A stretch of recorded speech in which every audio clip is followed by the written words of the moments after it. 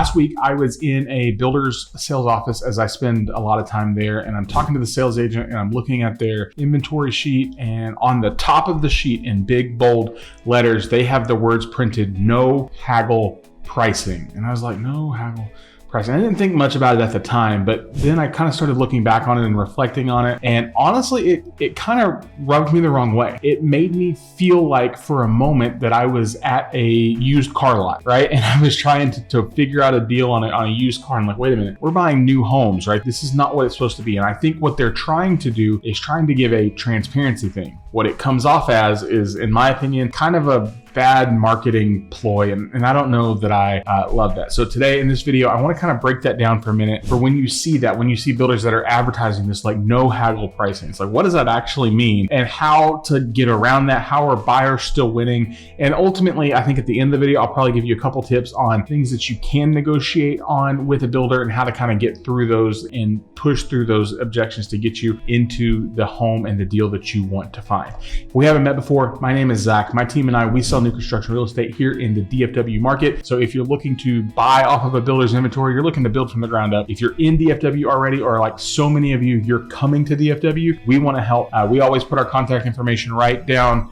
We'll draw the little box right there at the bottom of the video. But of course, so we're putting this out for you. And if you need help, ask questions, you can reach us right there. So the no-haggle pricing, to me, it's in a way I understand it, but man, the more I think about it, the more I'm not sure I agree with it as a marketing technique, right? Because what they're saying to you is, hey, this price is fixed. Like, there's no negotiation. We've already baked in all the incentives. We've got everything you need. We really don't need to move on the price on this a ton. And I'm not gonna, and for the sake of it, I'm not gonna name the specific builder, because I do a lot of business with this builder. And I will say, I don't think that their homes and their product, it's not a bad product. I think they have a very specific place that they fit in the market, and they sell a lot of homes, and we do a lot of business. And so it's not bad. I just don't personally, like this kind of process, right? Because it feels like, to me, it's like, oh, hey, we're giving you everything we can all at the front end. You can take it or leave it, because if you don't buy it, somebody else will come up and buy it. And while that may be true in some instances, I just don't know that we want to present it that way, right? So what they're trying to do, at least what I feel like they're trying to do, they're trying to simplify the buying process. They're trying to make it straightforward, especially with some of these builders that have moved to kind of an inventory only sort of scenario, which means they don't sell build jobs. They'll sell you a home once it hits, frame stage or after that, so that they can close quickly. And they're turning out a bunch of inventory in those neighborhoods. I can kind of get it, because, they have these levels of deviation and things that they can do. They're also trying to remove the friction on pricing inconsistency of like, hey, you got this deal, but they got that deal. I understand it. It just rubs me the wrong way, right? Like, part of it for me, like, it removes the fun of the negotiation, right? Like, I'm going to say this both ways. I want builders to be open and honest about their advertising. I want them to talk about their rate promos, their closing costs, their price reductions. I want them to talk about all of those things, but I don't want them to do it in a way that they say, hey, this is the only thing we've got, take it or leave it. That's like, so that's kind of why it rubs me the wrong way. Also, in my opinion, it gives this a little bit of a feeling of disempowerment to the buyer, and the idea that this deal is already done, when realistically there's so much more that needs to happen behind the scenes to kind of work in to make something come together.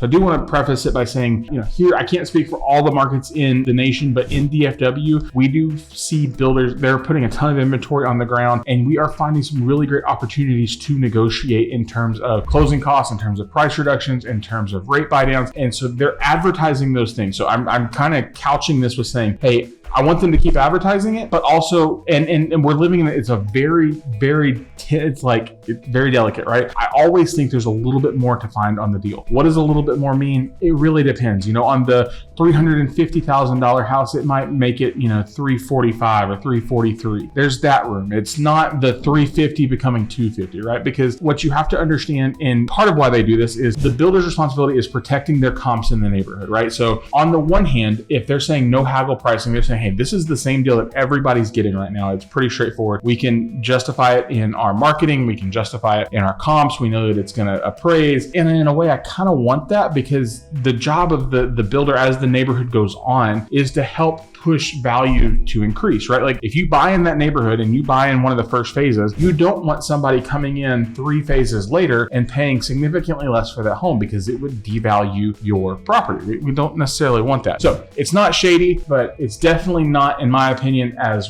friendly as it comes off, and so that's why I kind of wanted to talk about it. So in my opinion, I don't think it's really about transparency. I think it's more about a control standpoint of like, hey, we think we can do this, so we're going to do it, and then there's no adjustment one way or the other. I would much rather the builder say, hey, here's, we're advertising a 4.99 rate or a 5.99 with a buy down on the first year, and then we know we've got a little bit more room to work through that. And that, to me, that's kind of where the fun part comes in. That's the importance of having an agent that spends time in that new construction space. You can 100% go do this on your own. And if you want to do that, I have more power to you. But having somebody that understands how those dynamics work makes a huge difference, right? So they're protecting their comps, they're protecting their bottom line, they're trying to protect their profit margins. And people ask me like, Zach, how much are these builders making on the home? And the truth is, I don't know. The sales rep probably doesn't even know. I have a range. I know the margin, like the marginal range of what they want to be doing. They're making plenty of money. It's okay. But we are okay with that. We're not mad about that because we want them to make money because that's how this economy thing works. It kind of just churns and burns. I don't know the exact profits on every single house. The sales rep doesn't really know the exact profits, but I want them to just, in this market, and I feel like the market is kind of shifting and slowing a little bit. We need to have a little bit more room to move and ebb and flow as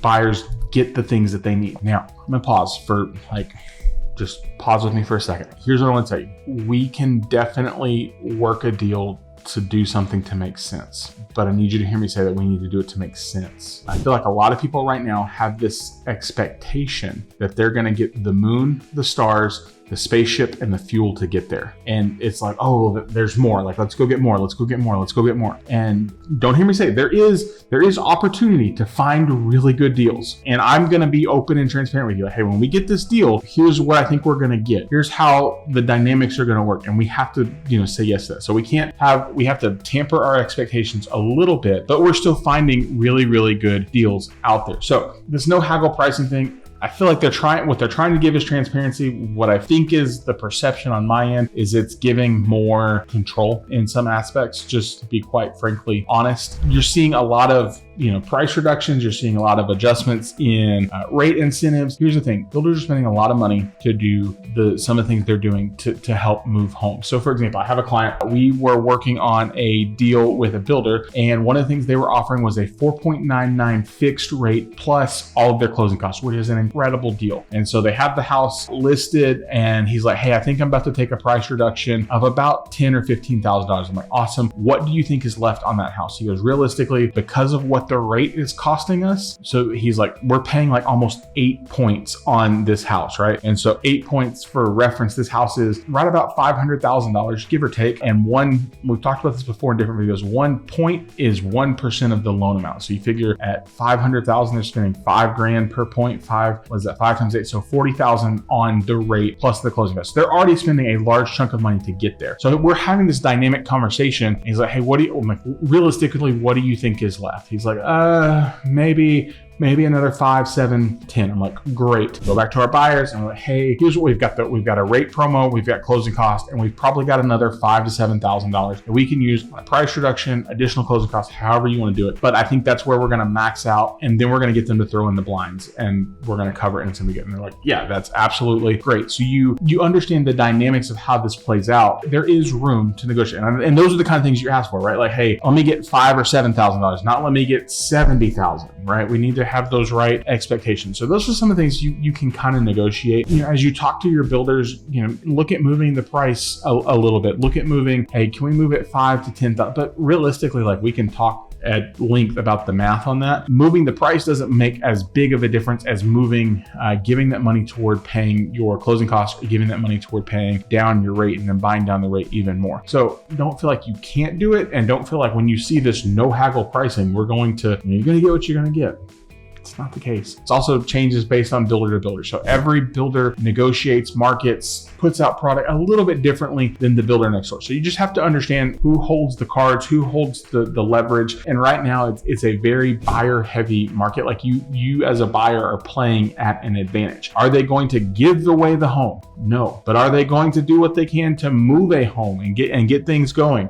Yes. So on the, we go back to this no-haggle deal, right? Now we ended up having a client buy in this neighborhood. It's like, hey, no haggle. And it's like, well, if I took that at face value, we would have paid the sticker price on what the home was listed at. And realistically, we didn't. We came back and I think we were $5,000, $7,500, somewhere with lower than what they were listed at. And we pulled in additional funds. So you just have to know how to have those conversations.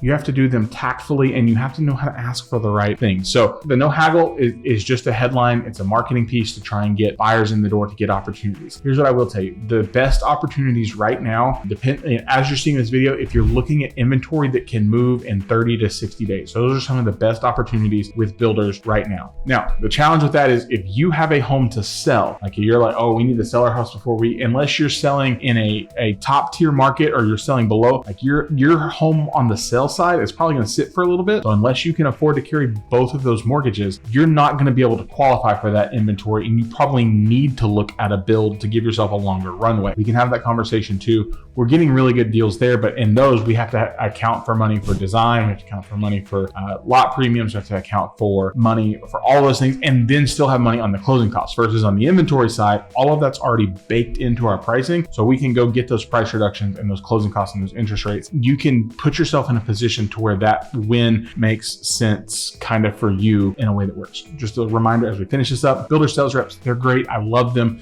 Some of my favorite people to work with, but they work for the builder. Please don't go into this thing unrepresented.